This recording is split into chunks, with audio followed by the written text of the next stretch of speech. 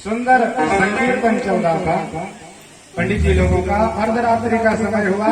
अजामिल बहुत बड़ा धन लेकर के आया। अब देखा कि हमारे घर के सामने तो पीले पीले वस्त्र टंगे हुए हैं, अनेक प्रकार के झंडे फहरा रहे हैं, नाना प्रकार की कमंडल रखे हुए हैं और संकीर्तन हो रहा है। ऐसी विपरीत स्थिति हमारे घर के सामने क्यों?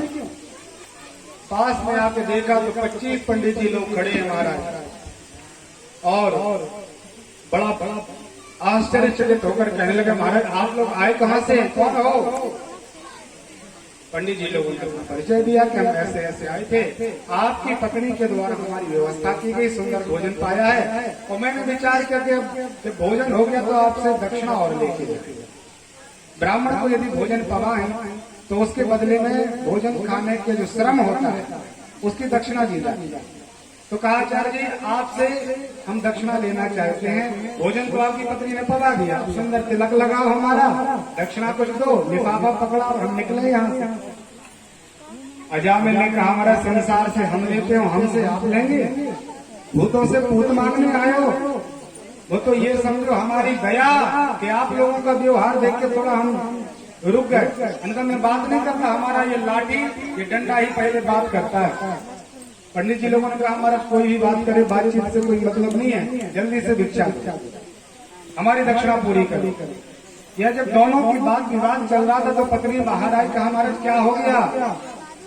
तो समझाया ये हमसे दक्षिणा मांगते हैं। वेश्या ने कहा कि महाराज कितना आपने कमाया है, कितना पैसा इकट्ठा किया, आचार्य लोग थोड़ा सा मांग रहे, 10-10 रुपए का टीका लगा दो, क्या जा रहा है? महाराज लोगों की विदाई कर दो। पत्नी के कहने पर तैयार हुआ कि ठीक है महाराज बताओ क्या चाहिए। आचार्यों ने कहा कि भाई मुझे कोई द्रव्य नहीं चाहिए, एक वचन पकड़ा। अजामिल से पूछा आपके यहाँ कोई संतान है? कहा महाराज हमारे यहाँ संतानों का जन्म हुआ है और मेरी पत्नी अभी गर्भवती है, कालांतर में बेटा जन्म लेने वाला है। ब्राह्मण ने कहा महाराज नाम क्या रखा? तो जैसे नाम व्यक्ति पंडित जी से तो पूछ लेते हैं, नामकरण पूछ लेते कि महाराज क्या रखना है, और रखते अपने मन का है, चुन चुन पुन पुन मुन मुन टिंकू टिंकू क्या क्या रख लेते हैं, जिनका कोई शब्द नहीं, जिसका कोई अर्थ नहीं। अनेक प्रकार के अपने मन के जो नाम रखते हैं उनकी संतान भी मनमुखी होती है। पक्की बात है नाम का प्रभाव कुछ न कुछ आपके जीवन में तो जरूर आएगा, निश्चित रूप से। आज आपने यदि शास्त्र सम्मत नाम नहीं रखे तो आप जानिए उसने भी इसी प्रकार के जो लेटेस्ट चलने वाले नाम के रख दिए। तो कहा महाराज ऐसा करो, अब जो बालक आपके यहाँ जन्म लेने वाला है इसका नाम आप नारायण रख दो। अजामिल ने कहा हमारे पप्पा जी का नाम था इतना पुराना नाम, मैं अपने बेटे का नहीं रख सकता। पत्नी ने कहा महाराज एक बार पंडित जी लोग बोल रहे तो वचन दे दो। कहा ठीक है, और नारायण नाम की भिक्षा लेकर के आचार्य लोग चले गए। उनको तो भगवान की भिक्षा चाहिए। यहाँ समय आया, वचनबद्धता थी, इसलिए इसने अपने बेटे का नाम नारायण रख दिया। राम राम सब कोई कहे ढग ठाकुर अरुचो, लेकिन बिना प्रेम रीझे नहीं नटवर नंद किशोर। नाम तो सब लेते हैं, यहाँ इसने अपने बेटे का नाम लिया नारायण। बेटा नारायण, छोटा बेटा सबको ज्यादा प्रिय होता है, और उसका नाम रखा गया था भगवान के नाम पर, तो वो अपने माता पिता का भक्त निकला। माता पिता के अंदर हजारों गुण हो, लेकिन संतान का ये परम कर्तव्य है, परम दायित्व है कि वो माता पिता के मन वचन का विशेष सेवा करे। पिता धर्मा पिता स्वर्गा पिता ही परमं तपः, पितरो यस्य तृप्यन्ति तृप्यन्ति सर्वदेवताः, सर्वतीर्थमयी माता सर्वदेवमयं पिता। ऐसी संतान के लिए मैं 1000 बार धिक्कार देता हूँ जो अपने जीवन में किसी कारण से माता पिता के दुख का कारण बने। आपका मन वचन कर्म ऐसा होना चाहिए कि माता पिता का हृदय द्रवीभूत रहे कि धन्य है मेरी संतान जिसने ऐसे शुभ आचरण किए। अजामिल ने सुंदर आश्रय लिया अपने बेटे का, और बेटे का नाम पुकारना प्रारंभ किया। मरने का समय आया अजामिल का, देवदूत आए और यमदूतों को आदेश प्राप्त हुआ। उन्होंने अपनी रस्सी धारण की, यम पास पर होता है, हमारे शरीर में ये जो शरीर स्थूल शरीर दिखाई दे रहा है, 3 शरीर है अपने। एक स्थूल शरीर, एक सूक्ष्म शरीर और एक कारण शरीर। तो इस स्थूल शरीर में से वो जीवात्मा निकल जाती है और एक यम के कोई भी दूत आते हैं उसमें छोटे से शरीर में अपना पास डाल फंदा डाल देते हैं और उस जीवात्मा को लेकर चले जाते हैं। अजामिल का अंतिम समय आया, यमदूत आए अपने पास लेकर के, वह रस्सी लेकर के आए। यहाँ पर इसने देखा काला काला सा शरीर, विकराल कुछ दिखाई दे रहा, कोई भैंसे आदि दिखाई दे रहा है। हमारा शरीर का जो सिर का भाग है वो मुड़ा हुआ है, मैं निर्वस्त्र हूँ, मेरी छाया में छिद्र हो गया है। ऐसा विकाल विकृत स्वरूप देख करके महात्मा को लगा कि अब हम मरने वाले, क्योंकि ये चीज यदि आपके जीवन में आ जाए तो विचार करना चाहिए कि हमारी यात्रा प्रारंभ होने वाली है। अपने नेत्रों में सामने वाले का दर्शन होता है, लेकिन मरने के पहले अपने आंख में से सामने जो भी खड़ा है वो दिखाई नहीं देता। अब आपके नेत्र की गोलक। दूसरा, आपकी जो छाया है उसमें छिद्र दिखाई देता है जब समय आ जाए। दोनों कानों को आप ऐसे दबा के रखें, उन कानों में से गंगा मैया की आवाज आती है, भर भर भर शब्द निकलता है जैसे कोई बहुत बड़ी नदी बह रही है। और जिस दिन आपके कानों की वह आवाज बंद हो जाए, समझ लीजिए 6 महीने तक रहना, इसके बाद जाने की यात्रा। ये मृत्यु के चिन्ह है। तो अजामिल को लगा कि हमारे बिल्कुल प्राण निकलने वाले हैं, तो बहुत जोर से आवाज लगाई, बेटा अजामिल, महाराज नारायण, हे नारायण, बेटा नारायण रक्षा करो। 3 बार भगवान नारायण का नाम निकला, तत्काल भगवान के पार्षद प्रकट हो गए। बोल भक्तवत्सल भगवान की। ऐसे दुष्ट दुराचारी पापी को लेने के लिए भगवान के दूत आए। परमात्मा ने यम के दूतों को हटा दिया और अजामिल की उस जीवात्मा को लेके गया। बहुत युद्ध हुआ और वेद मार्ग का आश्रय भगवान के दूतों ने यम दूतों को कहा कि तुम लोग वेद नहीं जानते, किसको लेने आना है, किसको हमारा भाग है, आपका भाग कौन है, आपको ज्ञान नहीं क्या। बहुत अच्छी पढ़ाई करना यम के पास जाके। निराश होकर के भगवान धर्म के पास आए। धर्मराज जी से कहा, महाराज आप तो बहुत अपमान हो गया, आप तो कह देते हो कि अमुक व्यक्ति को पकड़ के ले आ जाओ, ये कर लो वो कर लो। और मैं गया तो वहाँ बहुत सुंदर सुंदर कोई देवदूत आए और हमें परास्त करके चले गए। धर्मराज ने पूछा कारण क्या है, तो उन्होंने बताया कि उसने भगवान का नाम लिया है, नारायण नाम लिया। भगवान धर्म ने कहा, महाराज ये नाम यहाँ नरक में बदले देना, एक बार भी यदि ये नाम नरक में स्मरण हो जाएगा तो जितनी भी जीवात्माएं यहाँ पर पापों का प्रक्षालन कर रही हैं वो सब मुक्त होकर के वैकुंठ चली जाएंगी। यमदूतों ने विचार किया, भगवान के नाम की इतनी महिमा है हमारा, तो आप ये बताइए परमात्मा का नाम कितना प्रभावशाली है। तब महात्मा धर्मराज जी ने समझाया, मंगल भवन अमंगल हारी,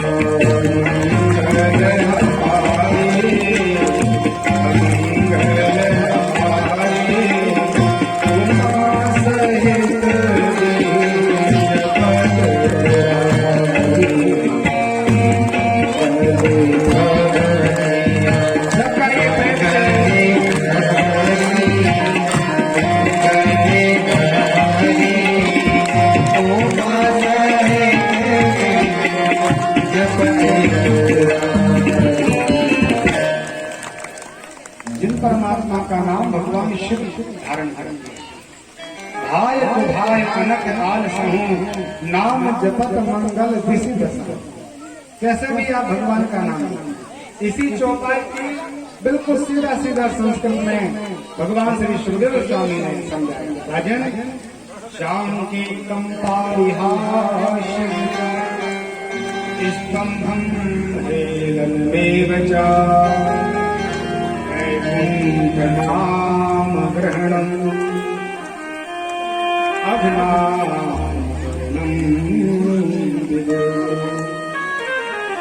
संकेत में भगवान का नाम लिया, ये राम का चिन्ह है, ऐसा कहा जाए। संकेत पारिहास, अरे राम राम महाराज, हंसी में किसी के दबाव में आपको बोलना पड़े राम राम। यदि आपको बहुत आलस आ रहा है तो कई लोग जिमाई लेते समय राम राम बोल देते हैं, राम राम कहिए जब हमारी ऐसा। इस प्रकार से भी यदि आपके जीवन में राम का नाम निकल जाता है तो भगवान सुखदेव स्वामी परीक्षित को कहते हैं, राजन उनके 28 प्रकार के नरकों से मुक्ति प्राप्त होती है। उनको फिर नरकों में जाना नहीं पड़ता, अपने आप मुक्त हो जाता है। महात्मा जब धर्म ने ये भगवान राम के नाम की महिमा का गायन किया, कहाँ लगी नाम बढ़ाई, राम न सकत नाम गुण गाई। यदि राम की सरकार से कहा जाए कि प्रभु आप अपने नाम की महिमा गाइए, परमात्मा की समर्थवाद नहीं, क्योंकि भगवान ने राम एक तापस प्रिय तारी। भगवान राम जी ने तो कुछ दुष्ट दुराचारियों का उद्धार किया, लेकिन नाम अनेक, भगवान के नाम का आश्रय लेकर के अनंत जीवात्माएं परमात्मा का आश्रय ग्रहण करेंगे। इसलिए राजन, भगवान का नाम ऐसा महत्वपूर्ण एक कार्य है जिसका आश्रय लेकर के सभी प्रकार के नरकों से बचा जा सके। ये शरीर हमने जो धारण किया है, एक कपड़ा, गीता में कहा है वासांस से जीर्णानि यथा विहाय। जैसे हम एक कपड़ा पहनते पहनते जब वह पुराना हो जाता है तो उसको त्याग देते और नया कपड़ा धारण कर लेते हैं, ऐसे ही ये शरीर है महाराज। कपड़े को पहनने में मल लग जाता है, अपवित्र हो जाता है कपड़ा, उसको धोना पड़ता है। ऐसे ही शरीर में भी अनेक प्रकार के पापों का मल लग जाता है। कपड़े को धोने में महाराज दो विधि है, एक तो स्वयं आप डिटर्जेंट लगा के स्वयं अपने हाथों से प्रेम से साफ कर लो। यदि आपको आलस आ रहा है तो आप धोने के लिए प्रदान कर दो, तो आनंद से आपके कपड़ों को धो दे।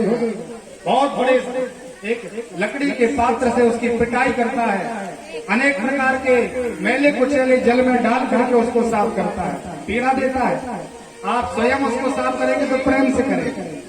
ऐसे ही शरीर रूपी जो अपना कपड़ा है, इसमें भी पाप रूपी मल लग जाता है, तो इसकी भी धुलाई नितांत और विद्वत्ता तो इसी में है महाराज के समय रहते हम स्वयं इस कपड़े को, इस शरीर को साफ कर लें। और भगवान ने जैसा पवित्र शरीर दिया था गोविंद के चरणों में, ऐसा ही पवित्र शरीर पाते।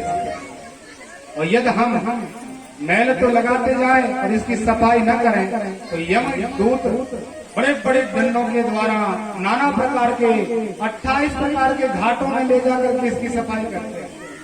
इसलिए महाराज सावधानी पूर्वक जो मल लगा है, जो पाप लगा है, उसका प्रक्षालन ऐसे परमात्मा के नाम और कथाओं का आश्रय लेकर के होते रहते। नाम महिमा को महात्मा सुखदेव स्वामी ने यहाँ पूर्ण किया और कहा, राजन एक बार देवताओं की सुंदर सभा थी, राजा इंद्र अपने इंद्रासन पर बैठे थे, बृहस्पति महाराज उसी समय प्रवेश किए। तो बृहस्पति जी को देखकर इंद्र ने विचार किया, गुरु जी आ गए। अभी भजन चल रहा था, नृत्य गान हो रहा था, गंधर्व गा रहे थे, अप्सराएं नृत्य कर रही थी, अब उठ करके गुरु जी को प्रणाम करना पड़ेगा। महाराज जी ने विघ्न उत्पन्न कर दिया तो इंद्र ने एक बार गुरु जी को प्रणाम किया। जितनी बार बृहस्पति महाराज सामने आते थे, प्रत्येक बार इंद्र प्रणाम करता था आसन से उठकर। आज इंद्र को लगा थोड़ा सा कि अभी नृत्य का दर्शन करना है, गायन श्रवण हो रहा है, गुरु जी महाराज बैठ गए, कोई बात। उसी समय बृहस्पति ने लगा कि अब इंद्र को गुरु की आवश्यकता है। तत्काल इंद्रासन का महात्मा बृहस्पति ने त्याग कर दिया और गुरु मुख हो गया इंद्र। तो इंद्र ने विचार किया कि बृहस्पति जी ही श्रेष्ठ नहीं है, और भी पंडित जी लोग हैं, किसी को भी देवताओं का गुरु बनाया जा सकता है। तो एक महात्मा थे, मुनि महात्मा पहुंचे हुए संत, उन्होंने एक बेटे को जन्म दिया था, यज्ञ से नाम रखा गया था विश्वरूप। तो महात्मा इंद्र ने कुछ समय के लिए अपना गुरु विश्वरूप के लिए बना दिया। महाराज जी के 3 मुख थे, तीनों मुख से मंत्र गाते थे, आहुतियां लेते थे। विश्वरूप भगवान आते ही नारायण कवच प्रदान कर दिया इंद्र के लिए। भागवत जी का बहुत सुंदर एक अध्याय जिसमें नारायण कवच, इसका पाठ करने वाले व्यक्ति कभी शत्रुओं से घिर नहीं सकते। जीवन में कभी आपको भय की प्राप्ति नहीं हो सकती। नारायण कवच के द्वारा इंद्र को प्राप्त हो गया, आनंद हो गया महाराज। अब महाराज जो विश्व रूप में बहुत यज्ञ कराते थे, 3 मुक्ति व्यक्तियों का साथ भी इन्होंने किया। इन्होंने विचार किया कि इंद्र को तो कोई पता नहीं, तो एक मुख से देवताओं की आहुति देते थे, दूसरे मुख से दैत्यों की आहुति देते थे, और तीसरे मुख से मनुष्यों की आहुति धारण करते थे। बहुत लंबा समय हो गया, तो देवताओं ने विचार किया कि हमें तो यज्ञ का फल मिलना चाहिए, यज्ञ का फल पूरा नहीं मिल पा रहा है। राक्षस लोग कोई काम नहीं कर रहे, फिर भी उनकी बलवृद्धि हो रही है। कारण क्या है? जब समाचार पाया कि हमारे गुरु जी महाराज तो बहुत कपट कर रहे हैं, एक मुख से महात्मा सौम्र स्नान करते हैं, दूसरे मुख से महात्मा सुरापान करते हैं, मदिरा, विश्वरूप जी, और तीसरे मुख से अन्न का भक्षण करते थे। तत्काल इंद्र ने अपना वज्र चलाया और विश्वरूप का वध, ब्राह्मण का वध कर दिया। जो 3 मुख थे, जिससे महात्मा विश्वरूप जी सौमरस का पान करते थे, उससे पपीहा नाम का पक्षी का जन्म हुआ। जिससे महात्मा विश्वरूप जी मदिरा पान करते थे, उससे गौरैया का जन्म हुआ। और तीसरा जो अन्न ग्रहण करते थे महात्मा विश्वरूप, उससे भागवत में लिखा है तीतर नाम का पक्षी का जन्म हुआ। इंद्र को ब्रह्म हत्या लग गई। महाराज सब इकट्ठे हो गए, यत्र तत्र उस ब्रह्म हत्या को समन किया गया। महात्मा ने विचार किया कि देखिए हमारे बेटे को मार दिया, इनका हम बदला लेंगे। तो बहुत बड़ा राक्षस प्रकट किया, नाम रखा गया वृत्रासुर। इतना बलशाली हुआ महाराज, सभी देवताओं को परास्त करके स्वयं अपनी गति धारण कर ली। देवता आदि छुप करके रहने लगे। संसार में वृत्रासुर नाम के राक्षस का बल वृद्धि को प्राप्त हो गया। सभी महात्मा लोग इकट्ठे हो गए। राजा इंद्र ने मंत्रणा की, सबने कहा महाराज दधीच जी का आश्रय है। तो महात्मा दधीच जी के पास पहुंचे कि महाराज आप अपने शरीर का दान हमारे निमित्त कर दीजिए, और हम लोग बड़े परेशान हैं, आपकी कृपा से हम उस वृत्रासुर को मार सकते हैं। तो दधीच जी ने परोपकार के लिए शिव दधीच हरिश्चंद्र नरेशा सहे धर्म हित कोटि, स्वयं के लिए नहीं, धर्म के आश्रय के लिए महात्माओं ने अनंत कष्टों का आश्रय लिया। दधीच जी ने तो अपना शरीर दान कर दिया। हड्डियों से अनेक प्रकार के अस्त्र शस्त्र निर्माण किए गए, और उसी से वज्र बना, और वज्र के द्वारा वृत्रासुर का वध इंद्र ने कर दिया। पुनः महात्मा को ब्राह्मण के मारने का पाप लगा, ब्रह्म हत्या हुई। तो कुछ समय के लिए इंद्र की गद्दी पर राजा नहुस के लिए रखा। बड़ी सुंदर ये कथा है, अपने पास समय बहुत कम है। आगे चल करके महात्मा मेधातिथि ऋषि प्रसन्न हैं कि हमारा बेटा जो है आनंद से राज करने लगा है। यहाँ भगवान सुखदेव स्वामी ने गज और ग्राही की कथा का दर्शन कराया, किस प्रकार से उनको भगवान की कृपा प्राप्त हुई। राजा परीक्षित को मनमंत्रों की कथा सुनाई, किस मनमंत्र में भगवान ने कौन सा रूप बनाया। और एक बार देवता और दैत्य सब इकट्ठे होकर के समुद्र को मथने का विचार बनाया कि हम अमृत पानी में, एक तरफ दैत्य एक तरफ देवता लगे, समुद्र मंथन प्रारंभ हुआ। भाव था कि हमें अमृत प्राप्त होगा। सबसे पहले कालीकूट नाम का विष निकल आया। उस विष को भगवान भोले बाबा ने ग्रहण किया। धन्य है भगवान शिव की महिमा। त्रिलोकी में व्यक्ति परेशान होगा कि अब इसको धारण कौन करेगा। कोई ऐसा देवता नहीं, कोई ऐसा राक्षस नहीं, कोई ऐसा लोक नहीं जिसमें हलाहल नाम का विष स्थापित हो जाए। तो सबने विचार किया, भोले बाबा तो देवताओं के भी देवता है, भगवान को महादेव कहा जाता है, इसलिए क्यों ना भोले बाबा का आश्रय लिया जाए। सब इकट्ठे हो गए, भगवान शिव के पास पद्मों में प्रणाम किया। बाबा ने सती तरफ देखा और हंस करके कहा कि देखो संसार के लोग कितने स्वार्थी, सुर नर मुनि सब की यह रीति, स्वार्थ लाभ करें सब प्रीति। प्रत्येक व्यक्ति स्वार्थ का आश्रय लेता है। आज इनके सामने कष्ट प्रकट हुआ तो हमारा इन्होंने आश्रय लिया, कोई बात नहीं, कैसे भी हमारा ध्यान किया, आखिर हमारी शरण में तो आया। इसलिए रा कह के भगवान शिव ने अपना मुंह खोला, संपूर्ण विश्व को भगवान ने अपने मुंह में धारण किया और माँ कह के मुख को बंद कर दिया। राम प्रभु का नाम लिया और भगवान भोले बाबा ने याद किया कि भगवान राघवेंद्र सरकार हमारे हृदय कमल में विराजमान, और भगवान नव कंज लोचन कंज पद पन्नज कंज लोचन दारुणम, परमात्मा का विग्रह तो वो कमल से भी कोमल है। इतना कई क्विंटल ये बीस अंदर जाएगा तो हमारी इष्ट के लिए तो बड़ी परेशानी होगी। तो भगवान शिव ने ना तो भवन किया, उसको बाहर ही नहीं निकाला, हृदय के नीचे भी नहीं उतारा, केवल भगवान भोले बाबा ने वह विष अपने कंठ में धारण कर लिया और बाबा का नाम नीलकंठ हो गया। बोल शंकर भगवान। विष का समन हुआ, अनेक प्रकार के रत्न निकले, चंद्रमा निकला, उच्चैश्रवा नाम का घोड़ा निकला, ऐरावत नाम का हाथी, मेनका आदि अप्सराएं निकली। और भागवत जी के अष्टम स्कंद में 8वें अध्याय में 8वें श्लोक में भगवती लक्ष्मी का प्राकट्य समुद्र से हो गया। बोल महालक्ष्मी मैया की। भगवान नारायण की अर्धांगिनी मां परम्बा लक्ष्मी सबके तरफ दृष्टिपात किया। सबने विचार किया ये मेरा वर्ण करेगी। भगवान शिव ने और नारायण ने अपना भाव उदासीन प्रकट किया। तो बाबा को देख करके लक्ष्मी जी ने विचार किया कि इनके पास चले जाएंगे। भोले बाबा तो बड़े कृपालु हैं। काहू ने चंदन चावल दिए और काहू ने वाचक नाम लिए हैं, काहू ने भंग के रंग दिए और काहू ने बेल के पत्र दिए हैं। गौरा कहें सुनिए सुखधैन, इस नगर का लोग बड़ा कर लिया है। भोला सा कंठ हमारा प्रिया, सुदय के धतूर धन लूट लिया। लक्ष्मी मैया ने विचार किया भोले बाबा बड़े आशुतोष है, इनके घर चले जाएंगे पता नहीं किसको पकड़ा देंगे, चले जाओ। तो मुझे जाना पड़ेगा, इसलिए बाबा का आश्रय ले लिया। और कमलाकांत ने कमला ने भगवान नारायण का आश्रय लिया। तो भगवान विष्णु लक्ष्मी नारायण, बोल लक्ष्मी नारायण भगवान। धन्वंतरी के रूप में भगवान अमृत लेकर के आए, मोहिनी का रूप बना करके परमात्मा ने देवताओं को प्रदान किया। असुर वंचित रहे तो दिव्य देवासुर संग्राम हुआ, देवता विजय श्री को प्राप्त हुआ। बहुत सारा युद्ध।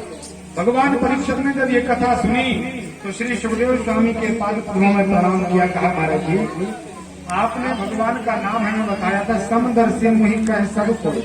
भगवान कहते हैं कि मेरा नाम समदर्शी है, मैं भेदभाव नहीं करता।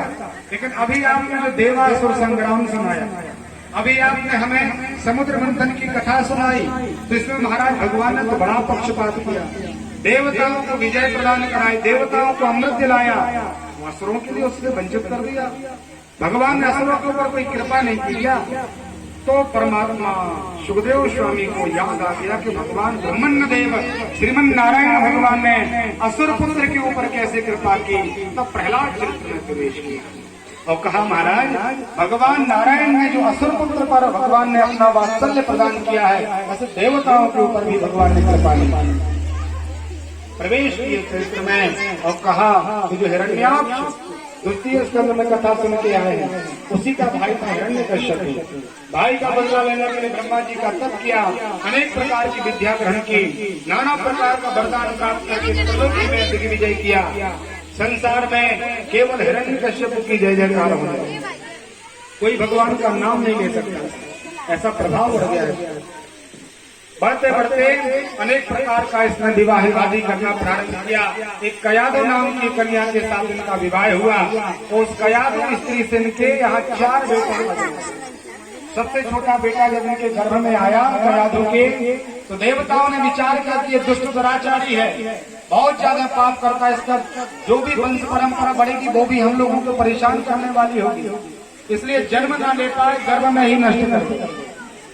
प्रहलाद जी गर्भवत थे, गर्भ में ही जब नष्ट करने का देवताओं ने भाव रखा तो महात्मा नारद जी का आगमन हुआ। और नारद जी ने कहा आप लोग चिंता न करें, अब कोई असुर जन्म लेने वाला नहीं, अब इनके गर्भ से महाभागवत प्रहलाद जी जन्म लेंगे। रक्षा की सभी प्रकार की शिक्षा प्रदान की, समय आया और महात्मा प्रहलाद जी का जन्म हुआ। बोले प्रहलाद महाराज। द्वादश महाभागवत जो भीष्म जी हैं उनमें ध्रुव जी को स्थान नहीं मिला। सावधानी से कथा सुने। ध्रुव जी ने 5 वर्ष में भगवान नारायण को प्राप्त कर लिया था, लेकिन ध्रुव सगिलान जब हरि नामो, गिलानी से ध्रुव जी ने भगवान का नाम लिया, इसलिए महाभागवत में स्थान प्राप्त नहीं हुआ। वो असुर पुत्र हिरण्याक्ष का बेटा जिनका जीवन राक्षसी स्वभाव का है, उसको भीष्म से भी श्रेष्ठ स्थान प्राप्त। महात्मा प्रहलाद जी छोटी सी अवस्था में भगवान का आश्रय लिया। एक हिरण्यकश्यप विश्वविद्यालय नाम की संस्था रखी गई। शुक्राचार्य जी के बेटे का नाम संडामर्क है। इनको पढ़ाने के लिए भेजा गया। प्रहलाद जी की पढ़ाई प्रारंभ हुई। 1 वर्ष पूरा हो गया तो महात्मा प्रहलाद जी को हिरण्यकश्यप ने बुलाया। कहा, बेटा बिल्कुल सही सही बताना, गुरु जी के द्वारा आपको क्या शिक्षा प्राप्त हुई? प्रहलाद जी ने कहा, महाराज सच्ची शिक्षा सुनना चाहते हो कि गलत? प्रहलाद जी से कहा कि बेटा जो गुरु जी ने सिखाया वो सच्ची शिक्षा हमें बताई। तब महात्मा प्रहलाद जी कहने लगे, उमा कहूं मैं अनुभव पुराण, सत हरि जगत सत हरि भजन, जगत शाश्वत। पिताजी यदि आप श्रेष्ठ बात सुनना चाहते हैं तो भगवान शंकर अपना अनुभव मां पार्वती को कहते हैं कि मैया इस संसार में यदि कोई सच्ची बात है तो भगवान का भजन है, और संसार में सब नश्वर है। इस संसार में परमात्मा के भजन के सिवाय कुछ नहीं। इस संसार में परमात्मा का आश्रय श्रेष्ठ है। हे खगेश, बिन हरि भजन न भव तरहि, यह सिद्धांत अपे। इतना बड़ा सिद्धांत है कि संसार के कोई भी काम कर लो लेकिन बिन हरि भजन न भव। परमात्मा के आश्रय के बिना संसार से पार होना बड़ा कठिन है, क्योंकि भगवान की माया देवी है सा गुणमयी, मम माया दुरतया मामयी नेव प्रपद्यन्ते माया में काम करंति। भगवान गीता में कहते हैं कि महाराज यदि आपको मेरी माया से पार जाना है तो आप मेरी शरण में, मायापति की चरण शरण ग्रहण करने मात्र से माया का चक्कर दूर हो जाता है। प्रहलाद जी ने जब ज्ञान दिया तो हिरण्यकश्यप को लगा ये बेटे का दोष नहीं है, पढ़ाने वाले का दोष है। उसने जो पढ़ाया से इसने सुना दिया। संडामर्क नाम के शिक्षक को बुलाया। कहा, महाराज ये पाठ्यक्रम तो मैंने कभी बनाया नहीं था, कैसे पढ़ के आया है? कहा, महाराज जी बिल्कुल मैंने कभी ये पाठ इसको पढ़ाया नहीं, बिल्कुल इसी प्रकार से मैंने गलती नहीं की। एक अवसर प्रदान कर दो महाराज, 8वां याम प्रहलाद के ऊपर रखवारी की जाएगी। इसके चारों तरफ गुप्तचर भेजे जाएंगे कि कभी ये भगवान का नाम न ले सके। ऐसे ऐसे दुष्ट होते हैं अज्ञान का के कारण। हरि का नाम स्मरण नहीं होना चाहिए। पुनः प्रहलाद जी का अध्ययन प्रारंभ हुआ। 1 माह पुनः पूरा हुआ। प्रहलाद जी को हिरण्यकश्यप ने बुलाया और कहा, बेटा अब बताओ आपने क्या सुना है? प्रहलाद जी ने कहा, महाराज 1-2 पाठ तैयार नहीं किए, 9 अध्याय हमारे तैयार हो गए। श्रवणम कीर्तनम विष्णु स्मरणम पाद सेवनम अर्चनम दाशयम यशो शास्त्र विषय। भगवान प्रहलाद जी कहते हैं, महाराज भगवान नारायण की 9 प्रकार की भक्ति है। श्रवण कीर्तन मनन अभ्यासन अर्चन साक्ष्य आत्मनिवेदन, अंत में अपना पूरा निवेदन भगवान के पास।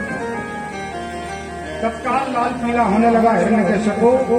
ये तो बहुत ऊंच नीच हो गया। संडामर्क को बुलाया, हम आपको बध कर देंगे, आप लोगों ने क्या किया, ऐसी पढ़ाई कराई है। तो शुक्राचार्य जी के जो बेटे संडामर्क थे उन्होंने कहा, महाराज सरकार क्षमा करो, न पर प्रेरितम न हम प्रेरितम, न मैंने पढ़ाया है न कहीं इसको पढ़ने के लिए मिला है। हमने तो महाराज ये निष्कर्ष निकाला है कि ये यहाँ नहीं पढ़ा, ये पढ़ के आया है पहले। इसकी पढ़ाई महाराज जन्म के पहले हो चुकी है, मेरा ये अनुभव है। दैत्य गुरु शुक्राचार्य जी के लिए बुलाया कि शुक्राचार्य जी बड़े विद्वान, उनके आने पर तो निश्चित रूप से ये असुरीय शिक्षा लेना प्रारंभ कर देगा। शुक्राचार्य जी महाराज आए, प्रहलाद जी के सामने प्रकट हुए, पढ़ाना प्रारंभ किया। महात्मा शुक्राचार्य जी सामने हैं, छोटे छोटे बच्चों के बीच में प्रहलाद जी बैठे हैं। शुक्राचार्य जी ने अपनी दैत्य शिक्षा को पढ़ाना प्रारंभ किया। प्रहलाद जी ने कहा, महाराज जी आप क्यों पाप का आश्रय लेते हैं? गुरु जी से देखिए, धर्म के लिए किसी को भी त्याग न सके 1 मिनट नहीं लगाना चाहिए। प्रहलाद जी ने तत्काल पिता का त्याग कर दिया था,